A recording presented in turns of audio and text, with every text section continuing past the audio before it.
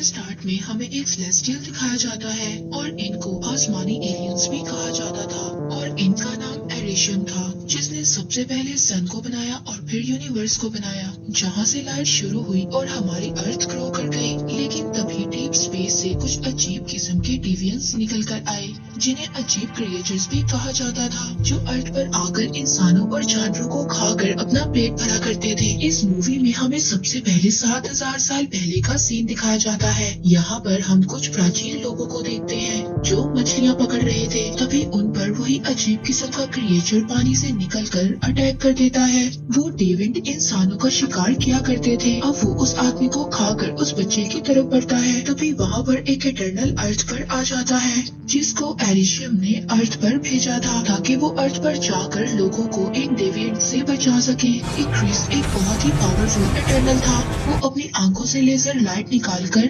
इन अजीब क्रिएचर्स को मार सकता था और साथ ही वो हवा में भी उड़ सकता था। अभी क्रिस वहाँ पर जब एक क्रिएचर को मारता है, तभी वहाँ पर और भी बहुत सारे क्रिएचर्स आ जाते हैं। फिर वहाँ अर्थ पर सभी इटर्नल्स आ जाते हैं और वो सभी उन अजीब क्रिएचर्स को मार देते हैं। अब इंसान वहाँ पर इटर्नल्स को देखकर डरने लगे थे। तभी वहाँ पर एक इटर्नल सभी इंसानों के माइंड को कंट्रोल कर लेता है। इसका नाम ड्रॉइक होता है। इसके पास ये एबिलिटी थी कि ये इंसानों के माइंड को कंट्रोल कर सकता था और अपनी तरह से मैनेज कर सकता था। और फिर इटर्नल्स इंसानों से दोस्ती का हाथ बढ़ाते हैं। इसके बाद वो अर्थ पर ही इंसानों के साथ रहने लगे थे और इनकी टेक्नोलॉजी को भी आगे बढ़ाने में मदद कर रहे थे। वो लोग आपस में भी बहुत ज्यादा लड़ा करते थे, मगर ड्रॉइक कभी कभी उनके माइंड को कंट्रोल कर उनको लड़ने से रोक लेता था। मगर सभी इटर्नल्स की लीडर अजैक उसको ऐसा करने से रोक लेती है, क्योंकि सेलेस्टियल्स के लीडर ने इन सब को इंसानों को बचाने और उनकी आबादी को आगे बढ़ाने के लिए भेजा था और इसके अलावा किसी और चीज में शामिल होने के लिए मना किया था। लेकिन ड्रॉइक उसकी बातों को नहीं मानता। अब अजैक ड्रॉइक की बातें सुनकर ये बोलती है कि आज से तुम सब इटर्नल्स आजाद हो। वो उनसे कहती है कि तुम्हें जहाँ जाना है तुम जा सकते हो और तुम अपनी मर्जी के मुताबिक जिंदगी गुजार सकते हो। अब सब लोग ही इस शहर को छोड़ देते हैं। इसके बाद हमें प्रेजेंट का सीन दिखाया जाता है, जहाँ पर इटर्नल्स को इस दुनिया में आए हुए 7000 साल हो चुके थे, मगर अभी भी किसी इटर्नल की एज ज्यादा नहीं हुई थी। तभी हम एक इटर्नल सर्सी को देखते हैं, जो बच्चों को स्कूल में पढ़ाया करती थी। उसके लेट होने की वजह से उसका फ्रेंड उन सब बच्चों को संभाल रहा था। तभी वहाँ पर सर्सी आ जाती है। वो अपने फ्रेंड से शुक्रिया बोलती है कि उसने इतनी देर तक बच्चों को मैनेज किया। अब जैसे ही सर्सी का फ्रेंड यहाँ से चला जाता है, उसके जाने के बाद वहाँ पर अर्थक्वेक आ जाता है। तभी वहाँ पर बना हुआ एक स्टैचू सर्सी के एक स्टूडेंट के ऊपर गिरने वाला था, मगर सर्सी अपनी पावर से उस स्टैचू को रेत में बदल देती है, क्योंकि सर्सी के पास ये एबिलिटी थी। वो किसी भी मेटल की चीज को सैंड में बदल सकती थी। अब रात को सर्सी अपने फ्रेंड के साथ एक क्लब में जाती है। वहाँ पर हम एक और इटर्नल स्प्राइट को देखते हैं, जिसके पास ये एबिलिटी थी। वो किसी के भी रूप में आसानी से आ सकती थी, लेकिन स्प्राइट की बॉडी को जो भी टच करता था, उसकी बॉडी से लाइट्स निकलने लगती थी, जिसकी वजह से स्प्राइट 7000 साल तक सिंगल ही थी। हम देखते हैं कि क्लब में सर्सी अपने फ्रेंड का बर्थडे सेलिब्रेट कर रही थी। सर्सी के फ्रेंड को उसके बारे में कुछ बातें मालूम थी, जैसे कि सर्सी एक जादूगर है और उसकी उम्र बहुत ज्यादा है। अब वो लोग रास्ते में बातें करते जा रहे थे, तभी वहाँ पर एक क्रिएचर आ जाता है और वो सर्सी के फ्रेंड पर अटैक करने लगता है। तभी सर्सी अपनी पावर से उस क्रिएचर के पाँव को जमीन में फ्रीज कर देती है। सर्सी का फ्रेंड उससे पूछता है कि मुझे बताओ ये क्या है। सर्सी उसे बताती है कि ये क्रिएचर्स हैं। उसका फ्रेंड सर्सी को बताता है कि ये क्रिएचर्स 2000 साल पहले खत्म हो गए थे, फिर ये कहाँ से बच गया। अब वो क्रिएचर अपने आप को सेट से छुड़ाकर वहाँ से भाग जाता है। फिर सर्सी और स्प्राइट उस क्रिएचर का पीछा करने लगते हैं। सर्सी का फ्रेंड भी सर्सी की तरह जंप करने की कोशिश करता है, लेकिन उससे ऐसा नहीं हो पाता। अब सर्सी उस क्रिएचर को डिस्ट्रैक्ट करने की कोशिश करती है, लेकिन वो क्रिएचर डिस्ट्रैक्ट नहीं होता और वो स्प्राइट पर अटैक कर देता है। तभी वहाँ पर एक क्रिस आकर उस क्रिएचर को इंजर्ड कर देता है, लेकिन वो देखते हैं कि वो क्रिएचर खुद को हील करने की एबिलिटी रखता था और ऐसी पावर्स इटर्नल के लीडर एजेक के ही पास थी।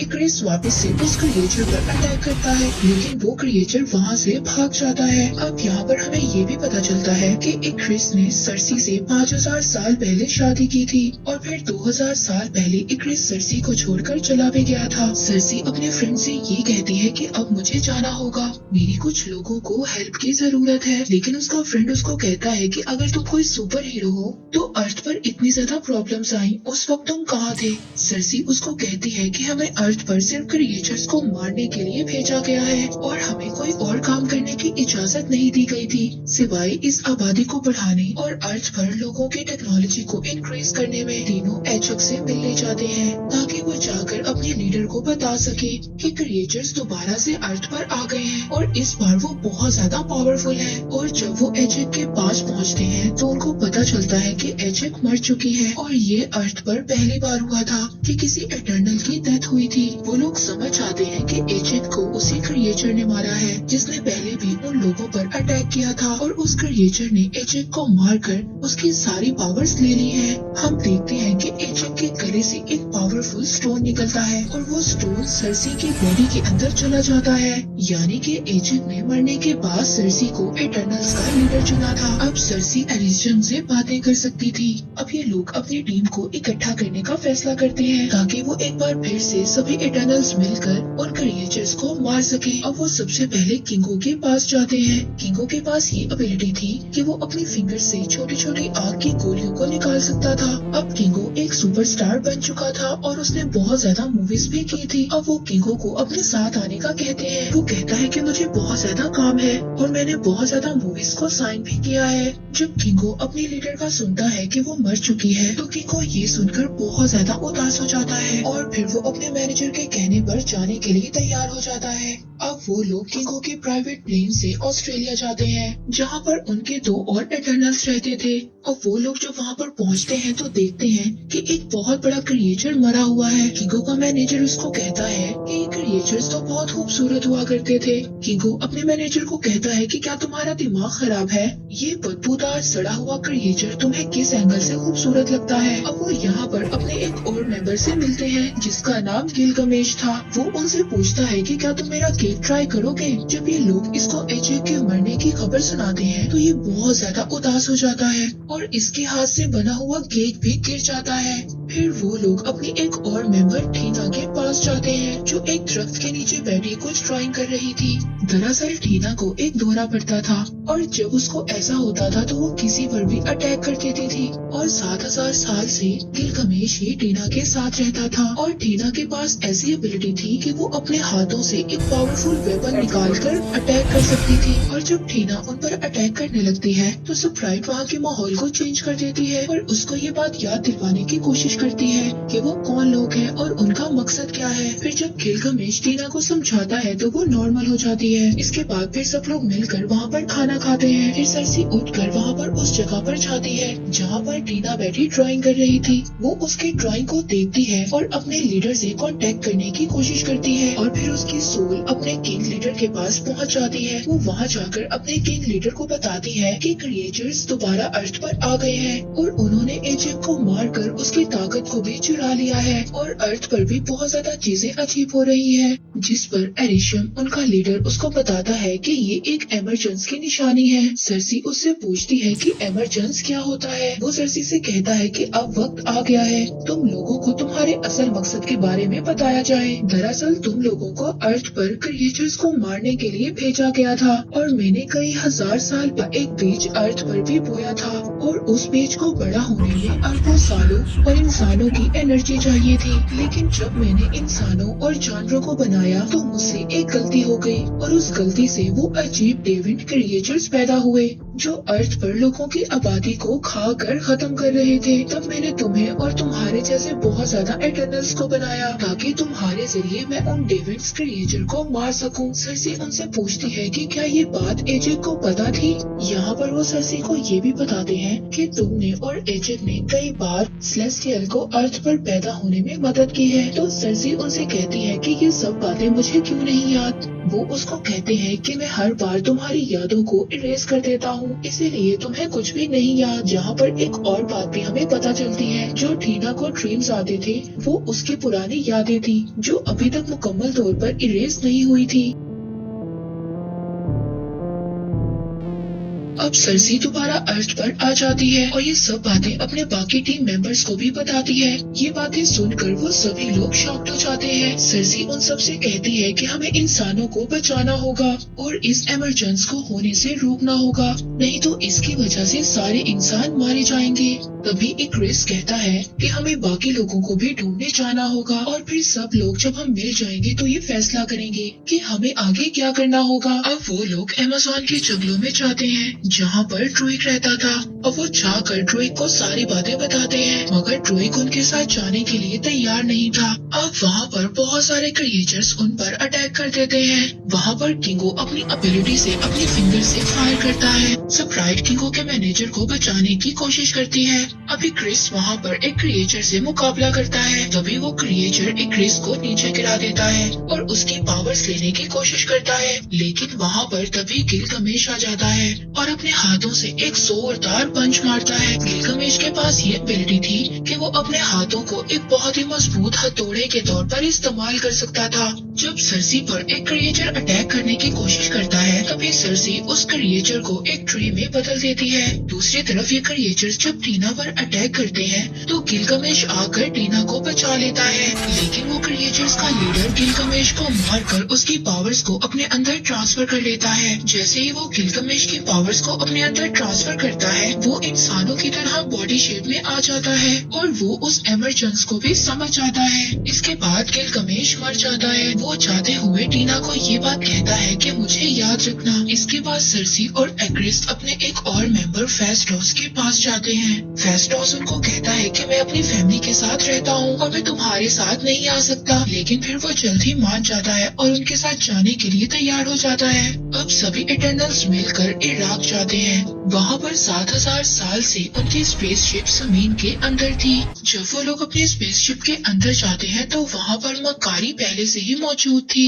मकारी उनकी वो मेंबर थी जो बोल नहीं सकती थी, लेकिन बिजली से ज्यादा तेज दौड़ सकती थी। फिर फेस्टोस वहाँ पर एक ऐसी टेक्नोलॉजी बनाता है जो सभी इटर्नल्स अपनी पावर्स को यूज कर उस इमरजेंसी को रोक सके। वो उनको कहता है कि अगर क्रिएचर्स हमारी पावर्स को यूज कर सकते हैं तो हम भी सभी अपनी पावर्स को इकट्ठे इस्तेमाल कर सकते हैं। फेस्टोस के पास ये एबिलिटी थी। वो एक बहुत ही सहीन इंजीनियर था जिसने इंसानों की टेक्नोलॉजी को आगे बढ़ाने में मदद की थी।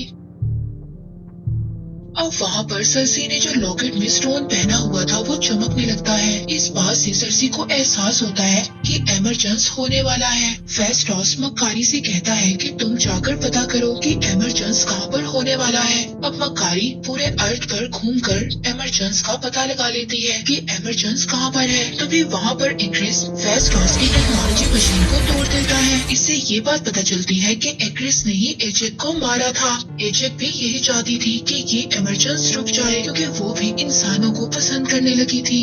इक्रिस ने इसीलिए एजेक को भी मार दिया था। जब एजेक ने इक्रिस को ये बात बताई थी कि इमरजेंसी होने वाला है और हमें सभी इटर्नल्स को इकट्ठा करके उनको बताना होगा, तब इक्रिस ने एजेक को उन क्रिएचर्स के आगे फेंक दिया था। उन क्रिएचर्स ने एजेक को मारकर उसकी पावर्स को ले लिया था। जब एजेक मर गई थी तो इक्रिस दोबारा से उसको उसके घर में छोड़ देता है। इक्रिस से जब ये लोग वजह पूछते हैं तो वो उनको बताता है कि मेरी जिंदगी दी हुई एरिशम की है और अगर तुम लोगों को भी मुझे मारना पड़ा तो मैं तुम्हें मार दूंगा। और ये सब कहकर इक्रिस वहाँ से चला जाता है और उसके साथ स्प्राइट भी चली जाती है। अब किंगो भी वहाँ से जाने वाला था। वो कहता है कि इक्रिस की हेल्प के बिना हम कुछ भी नहीं कर सकते और किंगो भी ये सब कहकर वहाँ से चला जाता है। अब उन तीनों के वहाँ से जाने के बाद और बाकी जो इटर्नल्स वहाँ पर बचे थे उनकी पावर्स काफी नहीं थी इमरजेंसी को रोकने के लिए। तभी फेस्टोस सरसी से कहता है कि जो तुम्हारे अंदर पावर्स हैं वो तुम्हें और एरिशम को साथ में जोड़ सकती हैं। वो कहता है कि हम एक यूनिबैंड बना सकते हैं जिससे वो इमरजेंसी रुक जाएगा। अब वो सरसी का स्टोन लेकर उससे एक बैंड तैयार करता है और फिर वो लोग अपने स्पेसशिप को लेकर उस जगह पर पहुंच जाते हैं जहाँ पर इमरजेंसी स्टार्ट होने वाला था। वहाँ पर इक्रिस और स्प्राइट दोनों इमरजेंसी को होते हुए देख रहे थे। तभी वहाँ पर बाकी इटर्नल्स भी आ जाते हैं उस इमरजेंसी को रोकने के लिए। उस इमरजेंसी से एक बहुत ही बड़ा सेलेस्टियल जो दुनिया के लिए बहुत ज्यादा खतरनाक था निकलने वाला था। अब वो लोग वहाँ पर अपने अपने बैंड को कनेक्ट करते देते हैं ताकि वो अपने पावर्स को यूज कर उस एमरजेंस को रोक सके। वहाँ पर इक्रिस ड्रूइग को उठाकर पीछे फेंक देता है। ये सब देखकर मकारी बहुत ज्यादा चीखती चिल्लाती है और वो इक्रिस को इतना ज्यादा मारती है कि इक्रिस ने 7000 साल में इतनी ज्यादा मार नहीं खाई होगी। वहाँ पर सर्सी फेस्टोस से कहती है कि मैं इस एमरजेंस को अकेले रोकने की कोशिश करती हूँ। फेस्टोस कहता है ठीक है, तुम इसे रोकने की कोशिश करो, हम इक्रिस को रोकने की कोशिश करते हैं। अब बाकी के एटर्नल्स इक्रिस के साथ मुकाबला करते हैं। अब वहाँ पर क्रिएचर्स का लीडर भी आ जाता है। मकारी उसके इर्द गिर्द एक बहुत ही बड़ा सर्कल बना देती है, लेकिन वो मकारी को पकड़ लेता है और उसकी पावर्स लेने की कोशिश करता है। तभी फेस्टोस उस पर अटैक करता है, जिससे वो क्रिएचर मकारी को दूर फेंक देता है और खुद पहाड़ों के अंदर एक गुफा में जाकर गिर जाता है। फिर फेस्टोस इक्रिस को अपनी टेक्नोलॉजी से बांध देता है। दूसरी तरफ सर्सी जब एमरजेंस को रोक रही होती है, वहाँ पर स्प्राइट आकर एक चाकू से उस पर स्टैब कर देती है और कहती है कि मुझे इंसानों की जान नहीं बचानी। मैं 7000 साल से अर्थ पर हूँ, मुझे ये कभी भी नहीं पता चला कि प्यार क्या होता है और फैमिली किसे कहते हैं। तभी ड्रूइग वहाँ पर आ जाता है और स्प्राइट के सर पर अटैक कर देता है। दूसरी तरफ हम थीना को देखते हैं, जिसको पास्ट की बातें परेशान कर रही थी और वो डेमन क्रिएचर गिलगामेश बनकर उसकी पावर्स लेने की कोशिश कर रहा था। लेकिन तभी टीना को होश आ जाता है। वो अपनी पावर से एक बहुत ही खतरनाक वेपन्स पैदा करती है और तभी उस क्रिएचर के टुकड़े कर देती है। हम देखते हैं कि एमरजेंस शुरू हो गया था और आहिस्ता आहिस्ता सेलेस्टियल के हाथ बाहर आने वाले थे। सर्सी अपनी पावर से उस सेलेस्टियल को रोकने की कोशिश कर रही थी। तभी इक्रिस भी छूट जाता है और सर्सी को मारने के लिए चला जाता है, मगर तभी उसको सर्सी के साथ बिताए हुए मोमेंट्स याद आने लगते हैं और फिर इक्रिस भी उनके साथ मिलकर उस एमरजेंस को रोकने में उनकी मदद करता है। अब एमरजेंस रुक जाती है और वो कयामत सेलेस्टियल पैदा होने से पहले ही मर जाता है। और फिर इक्रिस आखिरी बार सर्सी को देखता है और खुद को सूरज में ले जाकर गुम कर देता है। दूसरी तरफ मकारी जब ड्रूइग को देखती है तो वो बहुत ज्यादा खुश होती है और उसको गले लगा लेती है। दूसरी तरफ सर्सी स्प्राइट से कहती है कि अभी भी सेलेस्टियल्स की पावर मेरे अंदर मौजूद है, अगर तुम चाहो तो मैं तुम्हें ठीक कर सकती हूँ, लेकिन फिर तुम इंसान बन जाओगी और एक दिन मर जाओगी। जिस पर स्प्राइट कहती है कि हाँ मैं तैयार हूँ। इसके बाद वो लोग फेस्टोस के घर डिनर करने जाते हैं और अब स्प्राइट स्कूल में एडमिशन ले लेती है। इसके बाद सर्सी अपने फ्रेंड से मिलती है। वो उसको कहता है कि मैं तुम्हें कब से बताना चाह रहा हूँ, मैं इस अर्थ का नहीं हूँ। तभी आसमान पर एक पोर्टल ओपन होता है। एरिशम सर्सी के साथ साथ बाकी एटर्नल्स को अपने पास वापस बुला लेते हैं और कहते हैं कि तुमने इंसानों को बचाने के लिए सेलेस्टियल का कत्ल किया है, लेकिन अभी मैं तुम्हें माफ कर रहा हूँ और अब मैं चाह रहा हूँ जब मैं वापस आऊंगा तब मैं अपना फैसला सुनाऊंगा कि तुम लोगों के साथ क्या करना है। और इसी के साथ ही मूवी यहीं पर एंड हो जाती है।